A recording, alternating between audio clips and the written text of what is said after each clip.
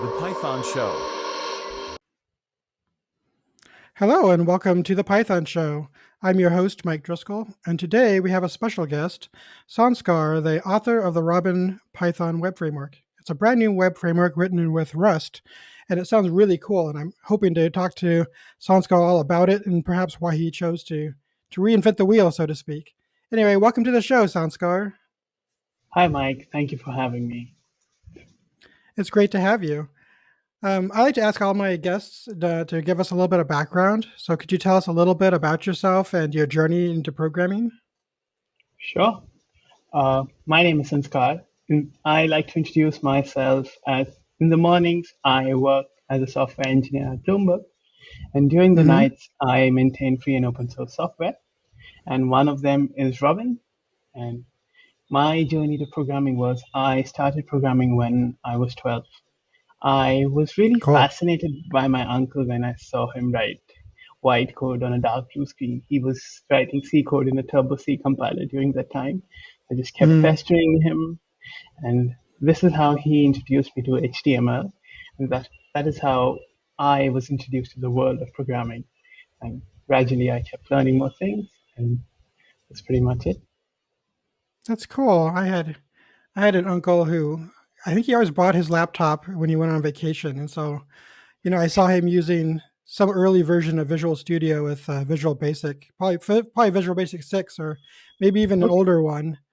And I'm like, "What are you doing?" And he showed me how he created a dialogue, and I'm like, "That's so cool." One of precisely. the, I'm like, "How do you?" That's really amazing. I didn't know what I was even seeing at that time, but I was like, "That's really neat." Yeah. Shout out to Um, all the programming uncles. yeah. So, did you go to school for programming, or are you like a boot camp person, or? I majored in electrical engineering, so they Okay. didn't actually teach us that much of programming. The only programming that I learned in university was MATLAB, Okay. but apart from that, it was pretty much out of curiosity. So, do they teach when they teach Math Lab? Do they do the Simulink stuff too, or is it just straight up Math Lab? Both, both. Both. I only recently learned about Simulink this week, and so I've been playing around with it. It's kind of interesting. It reminds me a little bit of Interesting. Scratch. Yeah, you could Just say the it's a bit like Scratch, yes. I know it's not even close, but that's what it reminded me of when I started messing with it. So in college, did they let you do Python, or were you just like doing some other programming language? No, only MATLAB. Okay, so how did you end up choosing to use Python? And Basically, when I started college, I had been writing JavaScript for a while, and Mhm. one of my seniors introduced me to Python.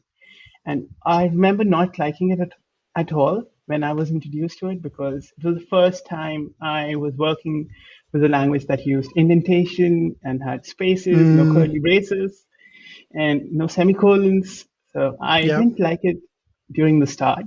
But then I got involved in an open source project that was creating a smart speaker on Raspberry Pi. The project was called Okay. Suzy, and that used a lot of Python.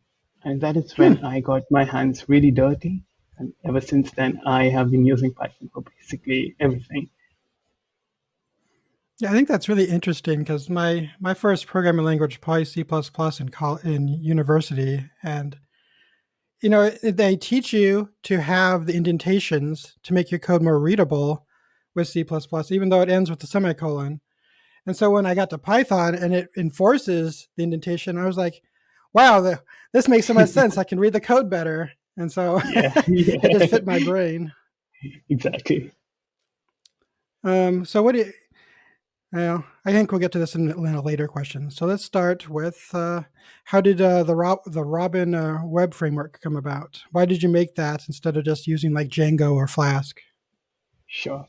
So I have a story behind this. The year was 2021, and I was in Mm-hmm. the final year of my university. But you may remember during that time, the pandemic was still at place and everything was remote.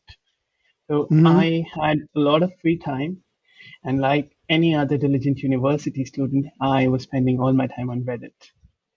Yeah. So, so during that time, Reddit was filled with rewriting everything in Rust memes because one of the big companies had introduced Rust in their kernel code. And I was also working on a project that used Flask as the backend. Flask was my Hmm. preferred framework of choice during my time, but I was really annoyed that Flask didn't have proper async support. I used to write Hmm. Node.js and React from time to time, and I didn't like the fact that Flask didn't have async support. So I Okay. was basically curious, and I asked myself, since you have so much free time, can you write an async version of Flask? I knew frameworks like Quat existed during that time, but they were not very famous and not widely adopted. And Hmm. since Rust was very famous and Ryan Dahl had recently launched Dino during that time, I asked Hmm. myself, maybe give Rust a go. You know what? It would be cool if it was written in Rust. And once Yeah, I created my initial version, I was surprised by the performance boost it had compared to all the other frameworks. that's really cool. How long did it take you to write it? It took me, I'd say, a week to get the initial version where I was handling the HTTP headers myself. But a proper Okay. version, like having encapsulation for HTTP methods, having a proper async loop, was like a month or two. Okay. That's not too bad for a development time of a brand new web framework. Exactly. Yeah. I expected it to be way larger, but I had a lot of free time, I suppose. Yeah. Was it easier because it was Rust or because you were working with Python and Rust, do you think? Or, Actually, I didn't know any Rust at all when I okay. started writing that framework. So I had to learn a lot of Rust. So that definitely made it a bit slower. But Okay. the great part about that was you cannot write, basically, it's super hard for you to write any Rust code that will compile but not run. So, Okay. so the compiler was helping me out a lot. Like, was telling me you can have a look at this GitHub issue if you're struggling with this, and the compiler hints were pretty nice. So uh, Rust made it slower, but the compiler helped me to get it faster a bit. That brings up something I've been wondering because I've been thinking about learning Rust. If you do have problems, is it easy to look up the problems in Google and find answers, or is it still too Oh, new and you it's kind of have to super easy. I think super easy? I remember reading somewhere that they tell you the authentic Rust experience is to bash your head against the compiler. And the compiler will guide you through your journey. Compiler will tell you the Hmm. alternative that you can use. And if it's not that, it will also probably tell you a GitHub link where you can have a look to learn more about the issue. Oh, nice. Yeah, I remember with C++. You know, it Oh was it no. was hard to look up those errors. It was really Yeah, hard. yeah. Everything's a seg fault there. So, what do you think makes Robin different from like the other Python web frameworks? Okay. So for one, Robyn is one of the fastest Python web frameworks in the market right now. So that makes it Hmm. like better in a sense. And second, I believe is Robyn is based on a few principles that make it stand out. So the principles are performance at scale, community support, Okay. and hacker friendliness or innovative friendliness. So I believe Hmm. like performance at scale and community support is like something self-understood. But what I mean by hacker friendliness is that I think that we have been talking lot about how to collaborate at scale, how to have type support, how to have handle scale, Hmm. but we do not talk enough about how to get to that point. We forget that all the big apps that we talk about that use Python were written maybe on a weekend or a sprint, and Hmm. they may have terrible code in retrospect, but it was one of the reasons why they could ship it. For example, Django Yeah. was also popular because it had like admin dashboard, which allowed the developers to or the freelancers to quickly set up a dashboard and ship a product in a very fast way. Hmm. So Interesting. That brings up the question: does Robin have an admin dashboard too? Not yet, but that's in work. But Robyn has a built-in server that eliminates the need for you to choose an external server. And that also makes it way faster compared to the other frameworks. So you do not have to choose something like Cool. Unicorn, Ubicon. Everything's built Yeah. in. Do you happen to know offhand how much faster you've seen it perform versus a similarly built website in like Django Flask or So Pyramid?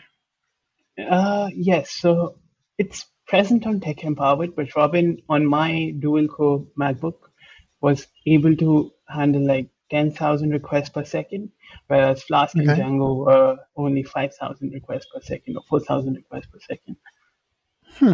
Interesting. But it also increases when the machine gets stronger. So on Tech Empowered, you may see that Robyn can handle 1 million requests per minute. So Yeah, that's really cool.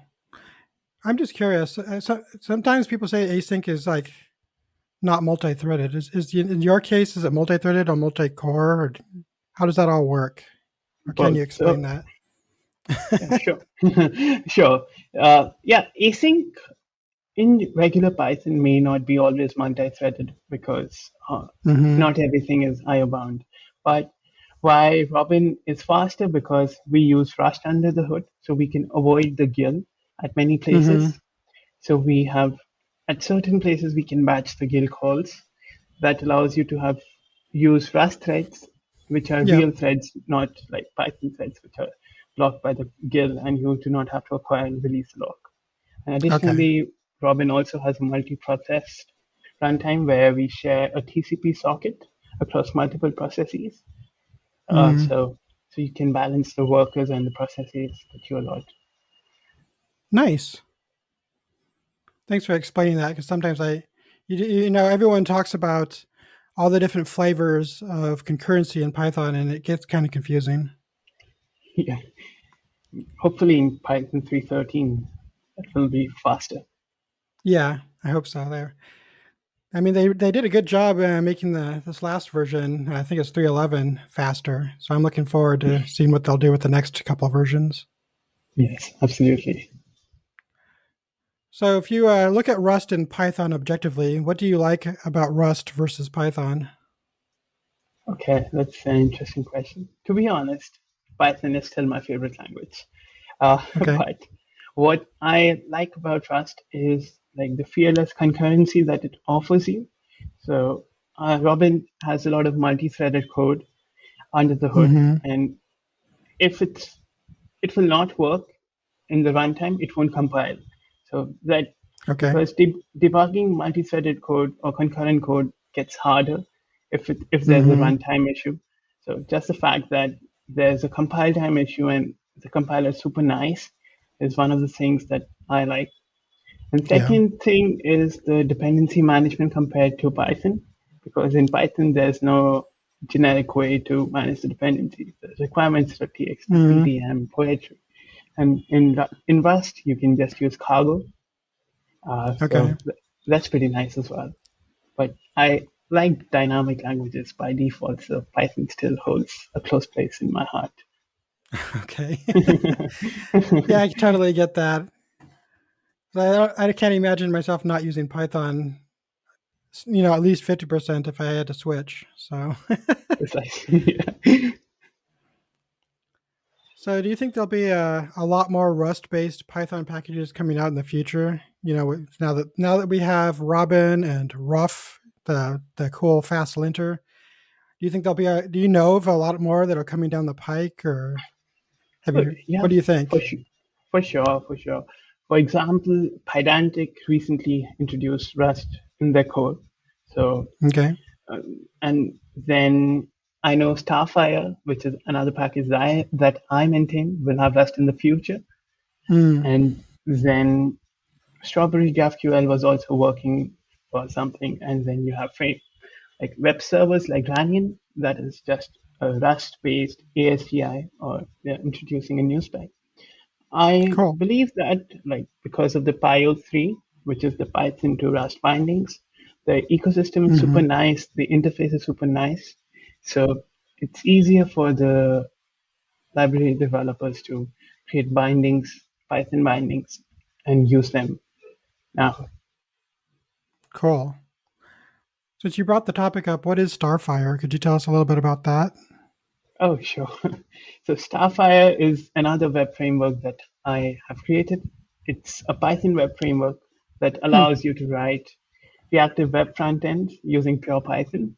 So it transpiles certain Python code using server-side rendering, and that hmm, generates certain reactive code that you can use in the front end.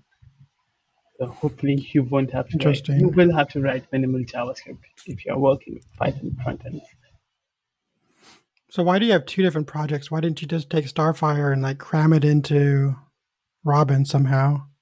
That's a very good question, but I I like having my apps in a different model, like have separation of responsibilities. So whenever Mm-hmm. I create my applications, I create a client repo somewhere else and a server repo somewhere else. Okay. So I want Robin to be a backend framework which has Okay. its own responsibility. And Starfire, even though will be a server-side rendered framework, may use sockets or Robin under the hood, but I still want them to be separate entities if someone else needs them to be. Okay. So Starfire could theoretically be put on top of Robyn at some point in the future, though, right? Possibly, depending on the architecture, because yeah, it uses Interesting. WebSockets under the hood at this point. So yes, possibly. That's cool. Man, and I feel like I should.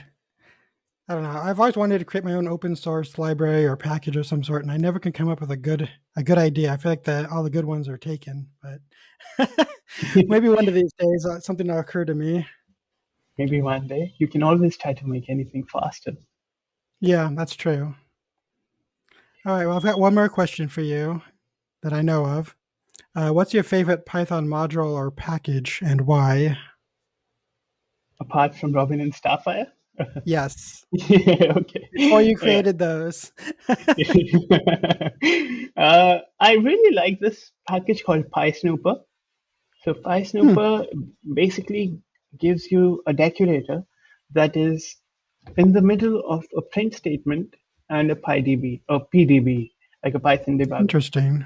So you do not have to fire a debugger. You can just import the decorator from that, and it will give you a call stack, and the trace of all the elements that Hmm, you. So it's very nice and helps me debug a lot of things when I'm working with Python code. that's neat. I don't think I'm familiar with that one, so I'll have to check that out. And You definitely should. we'll put a link for that in the episode's details, so people can, the people who are listening can also check it out. Yeah, they should absolutely check it out. It saved me a lot of hours when I was debugging a few things. Cool. That sounds like a really handy tool. Well, I think that reaches the end of my questions. So I just want to thank you so much for coming on the show, and I hope to see you again sometime soon. Maybe we can have you on again in the future. Thank you so much for having me, and absolutely. All right. Well, thank you so much. And I hope the leaders will welcome Sanskar to the Python community and support his projects because they sound really cool. All right. We're going to sign off here. See y'all later.